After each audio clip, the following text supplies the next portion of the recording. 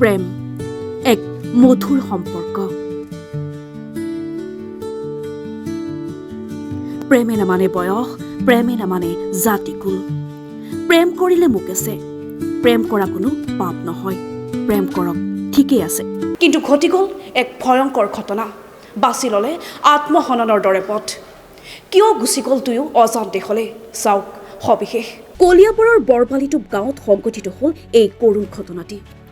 কলিয়াবৰৰ বৰবালিটোপ গাঁৱৰ মুকেশ বৰ্মন নামৰ যুৱকজনৰ সৈতে ভালপোৱাৰ সম্বন্ধ গঢ়িছিল একে গাঁৱৰে এগৰাকী নাবালিকাৰ।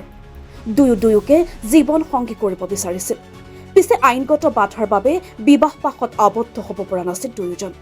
উপযুক্ত বয়সত দুয়োগৰাকীৰ মাজত বিয়া পাতি দিয়াৰ সন্মতি প্ৰকাশ কৰিছিল দুয়োটি পৰিয়ালে। আইনৰ সহায়ো গ্ৰহণ কৰিছিল দুয়ো পৰিয়ালে।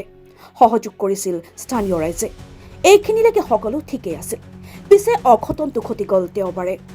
উত্থাপিত অভিযোগ মতে প্ৰেমিকাৰ সৈতে বাৰ্তালাপ কৰি থকাৰ অৱস্থাত দেওবাৰে প্ৰেমিক মুকেশ বৰ্মনৰ ঘৰত হঠাতে উপস্থিত হয়হি স্থানীয় আত্মসহায়ক গোটৰ 20জনীয়া এটা দল। মুকেশৰ মাতৃৰ উপস্থিতিতে আত্মসহায়ক গোটৰ মহিলাসকলে প্ৰেমিক মুকেশ বৰ্মনক বিভিন্ন ধৰণৰ গালি গালাজ কৰাৰ লগতে বিভিন্ন শাস্তি প্ৰদানৰ ভাবুকি প্ৰদান কৰি চলালে মানসিক নিৰ্যাতন। মহিলাসকলে সৃষ্টি কৰা এই অপ্ৰীতিকৰ পৰিস্থিতিৰ পাছতে বিষপান কৰি আত্মহননৰ চেষ্টা চলাই অৱশেষত মৃত্যু হয় প্ৰেমিক প্ৰেমিকাৰ। প্ৰথমে জখলাবন্ধা চিকিৎসালয়, তাৰ পাছত উন্নত চিকিৎসাৰ বাবে দুয়োকে তেজপুৰলৈ প্ৰেৰণ কৰা হয়। পিছে চিকিৎসা পোৱাৰ পূৰ্বে আধা বাটতে মৃত্যুক আঁকোৱালি ল'লে দুয়োৱে। সোমবাৰে বিয়লি মৃতদেহ ঘৰ আহি পোৱাৰ লগে লগে কান্দোনৰ ৰোল উঠে গাঁওখনত। এই ঘটনাৰ লগত জড়িত আত্মসহায়ক গোটৰ মহিলাসকলক উপযুক্ত শাস্তিৰ দাবী তুলিছে পৰিয়ালৰ লোকসকলৰ লগতে স্থানীয় ৰাইজে। ইতিমধ্যে মৃত মুকেশ বৰ্মনৰ পৰিয়ালে 19গৰাকীকৈ মহিলাৰ বিৰুদ্ধে শিৱস্থান আৰক্ষী পহৰা চকীত এজাহাৰ দাখিল কৰিছে। প্ৰকৃততে মানে আপোনাৰ 20জনীৰ ওপৰত মানে মহিলা আহিছিলে আপোনাৰ আহি কৰি মানে ইহঁতৰ ঘৰত সোমাইছে। ইহঁতৰ ঘৰত সোমাই মানে এই মুকেশ বৰ্মন আৰু উমা বৰ্মন বাৰ্তালাপ কৰি মানে কথা পাতি আছিলে। কথা পাতি থকা অৱস্থাত মানে ইহঁতক দেখা পালে, আহি কৰি ঘৰৰ ভিতৰত সোমাই গ'ল। ঘৰৰ ভিতৰত সোমাই তাহাঁতক মানে অশ্লীলভাৱে বহুত বেয়াকৈ গালি পাৰি আছিলে। গালি মানে তাহাঁতে মানে ছোৱালী ল'ৰা উভয় দুজনে ভাল পাইছিলে। ভাল পোৱাৰ পিছত ল'ৰাই মানে ঘৰত আনিছে।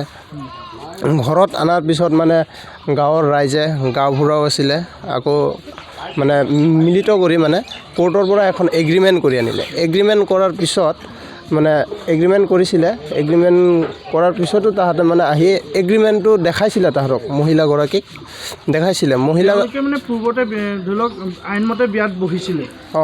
আইনমতে মানে আপোনাৰ 2 বছৰ সময় দিছিলে আইনে।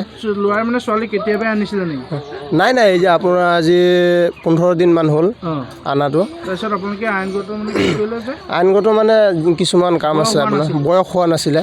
বয়সটো হোৱাৰ বাবে আমি মানে চবেই মিলি কোৰ্টত গৈ এগ্ৰিমেণ্ট এটা কৰি আনিছোঁ। কোৰ্টে মানে ৰায় দিছে যে 2 বছৰ পিছত মানে বয়স হোৱাৰ পিছত দুইজনে মানে উভয় দুজনে বিয়া পতাই দিব।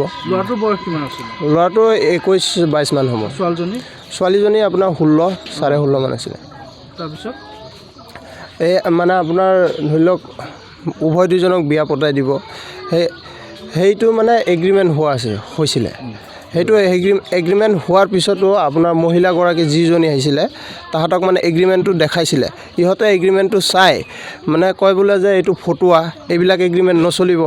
আমাৰ অহাকালি মানে যোৱাকালি 17 তাৰিখৰ দিনাখন কৈছে বোলে পুলিচ আহিব। পুলিচ আহি তহঁতক ধৰি লৈ যাব, থানাত নিব। থানাত নি আকৌ ফাঁচি দিব। ফাঁচি দি পিছত আকৌ ল'ৰাৰ বাপেককো লৈ যাব, ছোৱালীৰ বাপেককো লৈ যাব থানাত। আৰু অশ্লীল ভাষাৰে যাৰ মুখেৰে যি আহিছে বহুত বেয়াকৈ গালি পাৰিছে। গালি পৰা অৱস্থাত মানে মানসিকভাৱে ইহঁতে হৈ তাৰপিছত বিষটো মানে পান কৰিছে। বিষটো পান কৰাৰ পিছত এতিয়া আমাৰ মাজত ল'ৰা ছোৱালী উভয় দুজনেই নাই।